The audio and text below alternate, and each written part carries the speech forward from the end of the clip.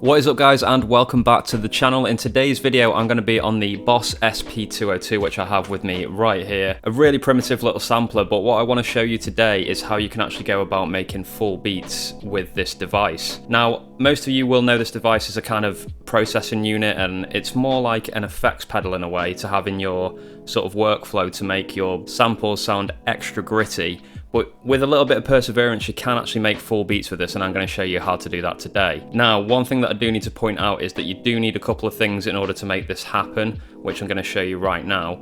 The first thing is that you need a way of creating drum loops in a separate place. So that could be from another SP device, it could be from your computer. Say if you've got Ableton or FL Studio, you could make a loop in there and record it into this. So you could even use the connections in the back to record a drum loop from a turntable if you wanted to go purist with it. Either way that you want to do that, you're going to have to find a way to create drum loops separately and then record them onto this device. The next thing you're going to need is something to record from that device. Now, the way I've got things set up, I use my computer for both of these things, so I can use Ableton to create a drum loop, and then I can use my computer to record from the SP202 as well. So that's the other side of the workflow that you're going to need. You're going to need something that can record the audio signal that is coming out of the SP202. Now, if you haven't got a laptop or access to a laptop that can record audio, say you don't have an audio interface, you could go ahead and purchase something like this. This is a Zoom H5 recorder, and that's got two ports in the bottom. Hopefully you can see that there. I've tried to put it in the light for you guys. And basically you can go straight out the back of the SP202 and into this, and have a kind of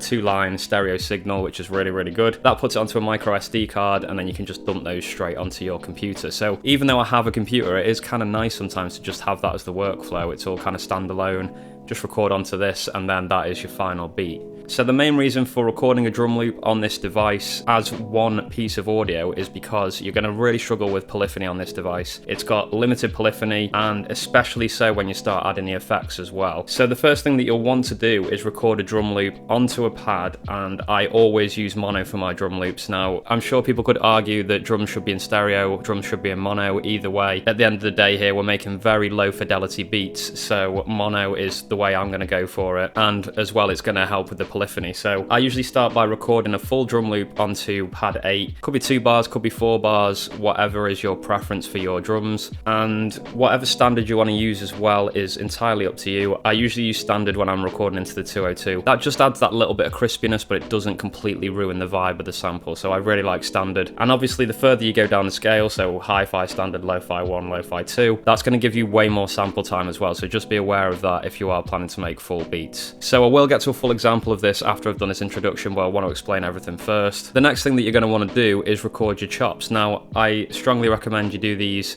separately, and in fact I think you actually have to do these separately, because on the SP202 we don't have a copy feature, we don't have a resample feature, so we have to do the chops individually. They can record onto the other pads in your bank, and what you're probably going to have to do is use mark point quite a lot. Now, I do think you can set up trig level on this device, which is kind of crazy.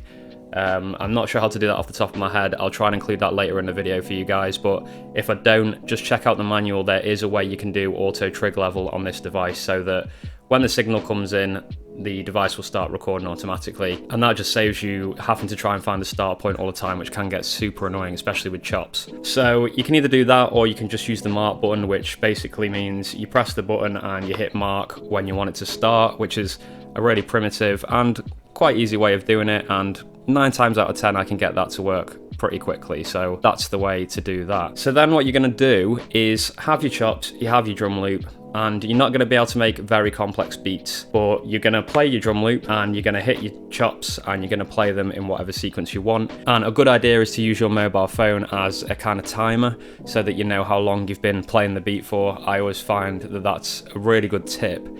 So you want to aim for sort of 1 to 1.5 minutes, I'd say, with these loops, because they're going to be pretty primitive and we don't want them to get too boring. So you'll be playing along on this, and you'll be recording to a separate device, as I've already mentioned earlier on in the video, you can either use a portable recorder or use your computer, and that is essentially the way that you can make full beats just using this device as the only sampler. Now I know it's not exactly perfect because you do have to use something else to make the drum loops, but I think this is the closest you can get to having a kind of really primitive beat making workflow on this device. So I've been doing this over the last couple of days. I'm going to show you guys now a couple of beats that I've cooked up, maybe just one actually, we'll see how the other one sounds as well. And I'll also explain a little bit more about the polyphony as well when we get to the second half of this video, and you can see it in action and see how it can affect your beat making. So let's get this on the table and I can show you in a bit more detail. Okay guys, so here we are on the SP202, and the way that I've got this figured out to be able to record into my computer is that I'm going from my line out on this device at the top here, and I'm going into my SP404 Mark II. Now I'll put up a picture to show you guys. I'm going into the back of that, into the input, and then I'm using my USB to record into Ableton. So that's one thing that I really love about the Mark II, is that you can use it as an audio interface. And one thing that I should have mentioned earlier in the video as well, that I was talking about portable devices, and obviously the Mark II is another thing that you could use to record your beats with as well. You could just record straight onto that if you wanted to.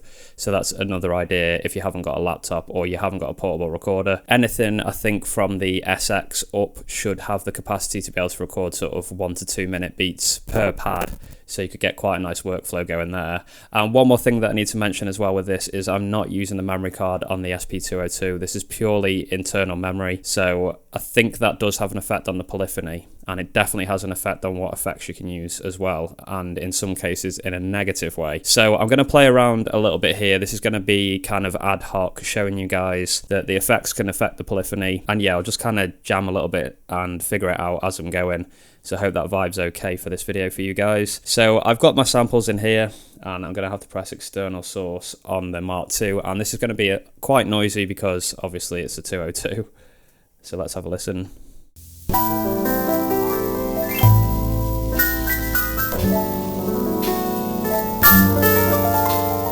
Okay, so they're the chops, and then I've got a drum loop as well.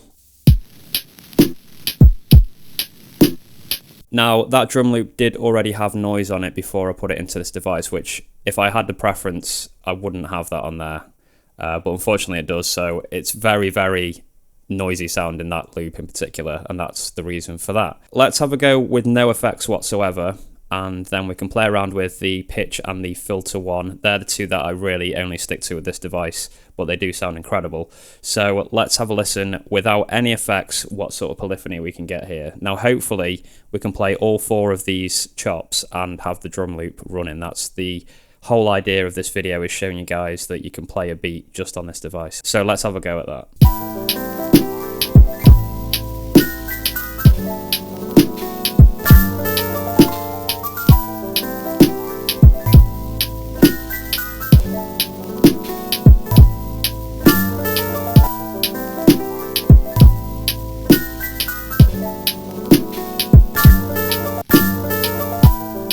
Okay, so there's an example of all that working, but I do think the chops sound very, very metallic. Now, I could have done some treatment on those before I recorded them in, but I haven't, so I will have to use the filter on these, I think. So let's go ahead and add filter to each of these samples. Okay, and let's put the sound back on.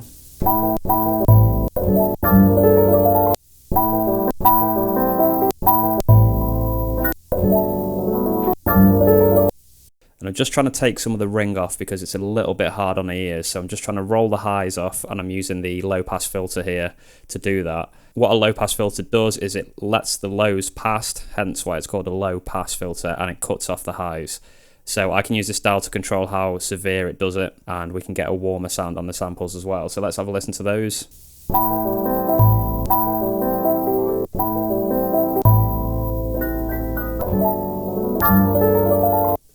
Okay, so I feel like that's sounding a lot better, so let's give that a go with the drum loop and see if we get affected with the polyphony.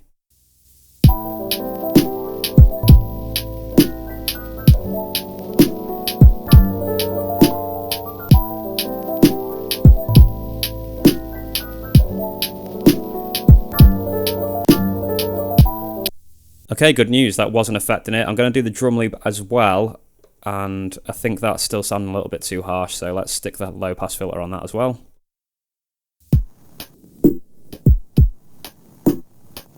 Now this will be really nice if this still works.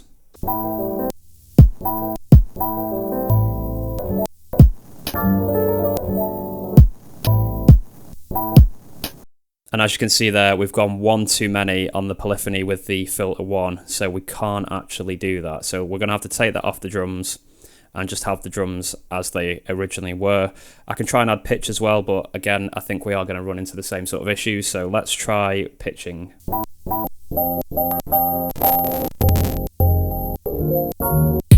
And with the 202, of course, it's global pitching, so whatever pitch you put on is going to affect all the samples, and what that means is it's going to slow the whole beat down. So what I'm going to do is try that and see if we have the same polyphony issues, and the beat is obviously going to be slower now, so we do have to take into account that that's going to happen.